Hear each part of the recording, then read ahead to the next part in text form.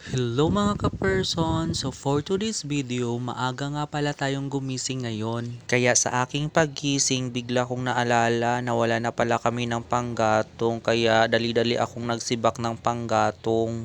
Dahil mag-iinit tayo ng tubig kasi magkakapi ako. Konti lang pala yung sisibakin natin na kahoy kasi mag-iinit lang naman tayo ng tubig mga ka-person. At di naman ako magluluto ng aming agahan ngayon kasi nakapagluto na si nanay, kaya konti lang yung sisibakin ko ngayon para lang naman sa mainit na tubig. So ayan na nga mga ka-person, no, tapos na tayong magsibak ng kahoy ngayon. Gagawa na naman tayo ng apoy para makapagsaing na tayo ng mainit na tubig. Kayo ba mga ka-person, marunong ba kayong gumawa ng apoy? Baka ibang apoy yung kaya nyong gawin mga ka-person ha? Charot lang! Alam nyo ba mga ka-person na masarap ang ganitong buhay? Mahirap pero masaya, very challenging. Masarap din naman ang mamuhay na may pera, pero kung ano ang meron, pagtiyagaan na lang natin. Kaya sabi nga nila, pag may tiyaga, may nilaga. Kaya go go go! Charot! So ayan na nga mga ka-person, nakabuo na nga tayo ng apoy. So ang susunod naman natin gagawin ngayon ay maghuhugas tayo ng ating mahiwagang kaldero. Charot!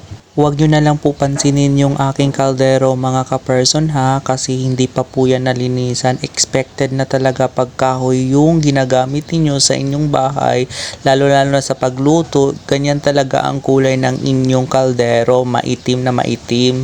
I'm sure na hindi makakapilit ang may pera dito. Charot lang. So ayan na nga mga ka-person, no, sinain ko na nga yung mainit na tubig natin. Ihintayin na lang natin siya na kumulo para makapagkapi na tayo mga ka-person. Madali lang naman itong kumulo mga ka-person kasi 2 basong tubig lang naman ang nilagay ko dito kasi ako lang naman yung magkakapi ngayon. Tapos na kasi sila nanay magkapi mga ka-person. Mas maaga kasi silang nagigising kaysa sa akin. Kaya ito ako ngayon mga ka-person, mag-iisang magkapi. So ayan na nga mga ka-person, kumulo na rin yung ating mainit na tubig mga ka-person. So magkakapi na tayo. Let's go! So ayan, bubuksan na natin ang ating mahiwagang kaldero para makapagkapi na tayo. Ayan mga ka-person. Siya nga pala, sa mga hindi pa nakapagkapi dyan, halina at sabayan nyo ako magkapi mga ka-person. Alam nyo ba mga ka-person na hindi makukumpleto yung araw ko kapag hindi ako nakapagkapi, kasi kapi is life talaga mga ka-person.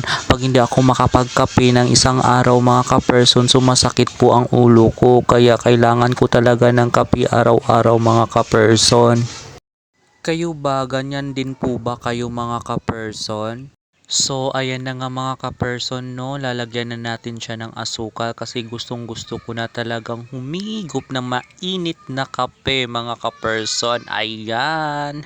Siya nga pala mga ka-person, sa mga hindi pa po nakapag-follow sa akin, huwag nyo na po akong kalimutang i-follow mga ka-person para naman gaganahan tayo sa paggawa ng mga content tulad nito at lagi kayong updated sa mga ginagawa ko mga ka-person.